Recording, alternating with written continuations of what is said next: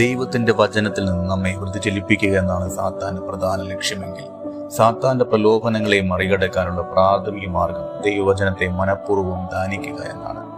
നിങ്ങൾക്ക് സാത്താനെ ജയിക്കണമെങ്കിൽ തിരുവഴുത്തുകൾ നന്നായി അറിഞ്ഞിരിക്കണം. കാരണം നിങ്ങളെക്കാൾ കൂടുതൽ വചനങ്ങൾ സാത്താൻ അറിയാം. അവന് നൂറ്റാണ്ടുകളുടെ പരിശീലനമുണ്ട്. യേശുക്രിസ്തുവിനെ പ്രലോഭനം കൊണ്ട് വീഴ്ത്തുവാൻ സാത്താൻ ശ്രമിച്ചപ്പോൾ കർത്താവ് തിരുവഴുത്തുകൾ കൊണ്ടാണ് അവനെ നേരിട്ടത് എന്ന് നാം മറന്നു പോകരുത്. അതുകൊണ്ട് നമ്മുടെ ഓരോ ജീവിത മണ്ഡലങ്ങളിലും നമ്മൾ വചനം നല്ലപോലെ ധ്യാനിക്കണം.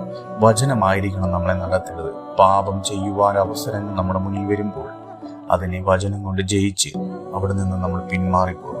ആ വചനം നമ്മളെ സ്വർഗീയ വാതിൽ എത്തിക്കുമെന്നുള്ള കാര്യം 100% ഉറപ്പാണ്. അതുകൊണ്ട് ജീവിതത്തിന്റെ മണ്ഡലങ്ങളിൽ വചനം ധരിച്ചുകൊണ്ട്, ക്രിസ്തുവിനെ ധരിച്ചുകൊണ്ട് തന്നെ നമുക്ക് മുന്നോട്ട് ദൈവത്തിന്റെ വചനത്തിൽ നിന്ന് നമ്മെ വ്യതിചലിപ്പിക്കുക